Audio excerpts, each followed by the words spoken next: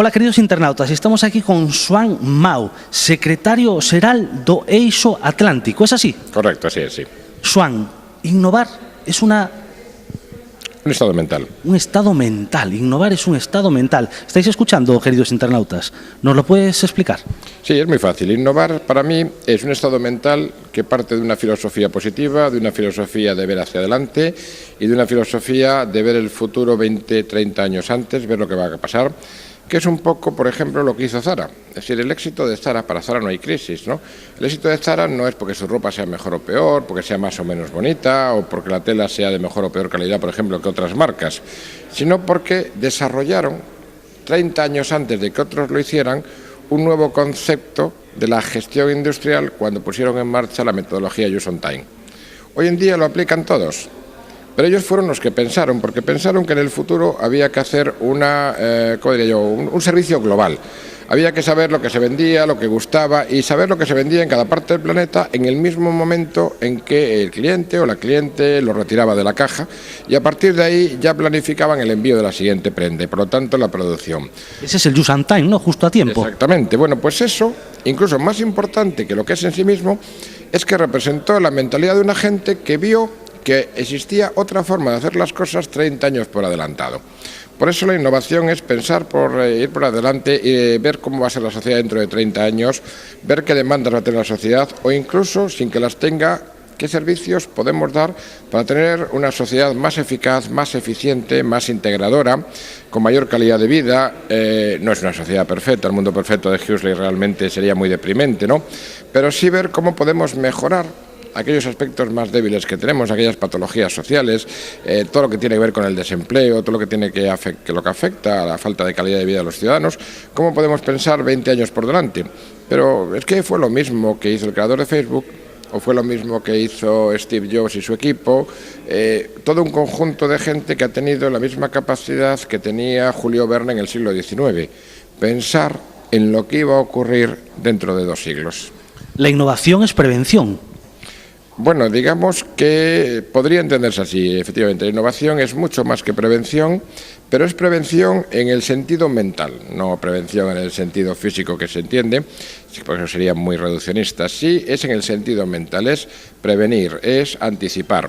Mejor dicho, es anticipación y como todo lo que es anticipación es prevención.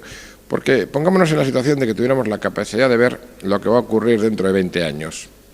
Lógicamente, haríamos las cosas de otra manera, para evitar que pasara pues una determinada tragedia.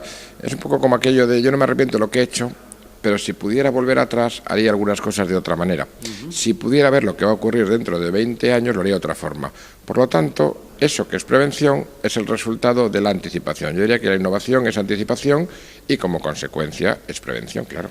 Xoán, vivimos en una era en la que está todo el mundo con el smartphone en la mano. Estamos hablando de que ya está, por lo menos en las principales ciudades, está implantado el 4G, o sea, gran velocidad en la palma de la mano, el Internet en la palma de la mano, y eso va a hacer que, bueno, que dispare por completo el uso de la red. O sea, ya era absolutamente increíble, pero en el momento que ya todo el mundo tenga su smartphone en la mano y que el 4G está implantado de una manera generalizada, va a disparar el uso de la red. O Eixo Atlántico, a los emprendedores que después se conviertan en empresarios, ¿qué le puede aportar? Vamos a ver, el Eixo Atlántico, en primer lugar, es una organización de ciudades. Por lo tanto, el Eixo Atlántico trabaja con las organizaciones de jóvenes empresarios, con las organizaciones de empresarios, pero no es una entidad que trabaje directamente con los ciudadanos, no es nuestra misión. Trabajamos indirectamente en la medida en que lo que intentamos es crear ciudades eficaces e eficientes que impulsen y favorezcan la creación de empleo. Yo creo que los ayuntamientos no tienen que crear empleo, no es su misión, es un error. Y cuando crean empleo, históricamente, bueno, pues ya sabemos lo que ha pasado o qué tipo de empleo han creado, ¿no? Lo que tienen es que favorecer las condiciones para que se cree empleo. Por ejemplo, yo creo que los ayuntamientos deben de invertir cada vez más en sistemas, en redes, en infraestructura tecnológica.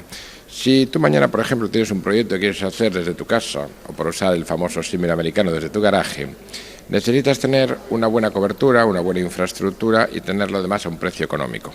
Bueno, pues el ayuntamiento ahí sí puede funcionar como un agente regulador, porque sí puede generar las condiciones necesarias para que haya pues, un buen Internet, por ejemplo, e incluso en alguna medida intentar favorecer la libre competencia para que los costes se abaraten, por poner un ejemplo.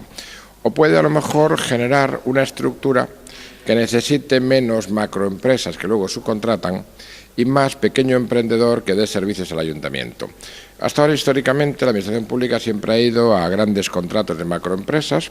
Eso se ha justificado como una forma de garantizar la transparencia y la seguridad. Ya sabemos que en la práctica no ha sido así, lo estamos viendo lamentablemente todos los días. Y luego esas empresas, esas macroempresas a las que se adjudican los contratos, llegan y subcontratan a los pequeños emprendedores locales, pagándoles a lo mejor la tercera o la cuarta parte. Y yo creo que es una dinámica que hay que cambiar. Nosotros, por ejemplo, en el Atlántico, salvo cuando el importe requiere un concurso, nunca contratamos grandes empresas. Contratamos mucho pequeño emprendedor que nos hace un trabajo, lo que yo llamo un trabajo artesano, un trabajo de calidad, un trabajo con control de calidad, un trabajo que no está hecho, digamos, en una cadena despersonalizada, sino que lo adaptan a tu territorio, a tus necesidades. Y yo creo que la Administración Pública debería impulsar ese tipo de trabajos y debería empezar a contratar a ese tipo de pequeños emprendedores que lo van a hacer probablemente mucho mejor, en todo caso muchísimo más barato, porque no va a haber ese beneficio especulativo que se va a ir pues para los inversores de las grandes empresas, ¿no? Por lo tanto, yo creo que esa es un poco la política que las ciudades deberían de hacer, por poner algún ejemplo, lógicamente tienen que hacer mucho más, ¿no? Y que desde Leix impulsamos a través de los programas SMART. Mira, te voy a poner un ejemplo. Me estabas ahora dibujando una pintura, ¿vale?, en la que me he sentido identificado, ¿vale? Entonces, yo te voy a comentar mi propio ejemplo, ¿vale? Y si te parece, le das una solución a ese emprendedor que le vuelva a pasar una situación parecida a la mía, ¿qué podría hacer que no hiciese lo que he hecho yo? ¿Vale? En el 2004 lanzo una herramienta, después de estar en el año 2000, con un capital de 2.000 pesetas, de las antiguas pesetas, decido, que era la fortuna que tenía, decido montar una fábrica de sueños, porque no me daba para más. Bien, con eso me sumerjo en el mundo de Internet y intento crear una forma, una herramienta para mostrar Galicia al mundo a través de un viaje virtual en 360 grados. Bien, en el 2004 lo lanzo a la red. Descubregalicia.com. Eso empieza a caminar, empieza a llamar mucho la atención, de esa misma manera empieza a crecer la herramienta y empieza a entrar en hoteles, en restaurantes, en tiendas. Y entonces empiezo a contactar, ¿no?, con los políticos, ¿no?, que son un eje vertebrador en todo este concepto de Smart Cities y ciudades inteligentes hacia las que vamos caminando. Entonces no encuentro respuestas. Entonces decido contactar con Google. Entonces llamo a Google España y hablo con una persona que se llamaba Nathalie Picot, que era en ese momento directora de Google Maps España. Le presento descubregalicia.com por teléfono, le doy media hora a un viaje virtual, le enseño, bueno, pues cómo es Galicia o los lugares que habíamos recogido, la meto en hoteles. Entonces me dice: José, esto está muy bien, déjame hablar con los desarrolladores europeos y te volveré a llamar. Debió perder el teléfono y un año y medio después nace lo último de lo último, Street View, que empieza por Manhattan, por Miami y pretende extenderse al resto del mundo, ¿vale? Quiere decir que de alguna manera en un garaje, aquí en Galicia, presentó algo al gran Google y de alguna manera eso se ha convertido en algo global, potentísimo, como es el Street View. Y claro, y yo me he quedado con cara de no sé qué. Quiere decirse, otro emprendedor que tenga una idea X, en este caso, ahora que ya tenemos más información, que ya sabemos un poco más, ¿qué se le podría sugerir? Bueno, lo primero, que no haga nada de lo que hiciste tú, evidentemente. ¿Y por qué? Porque, en mi opinión, te equivocaste de planteamiento. Primero, cuando uno desarrolla una idea, lo primero que tiene que hacer es registrarla.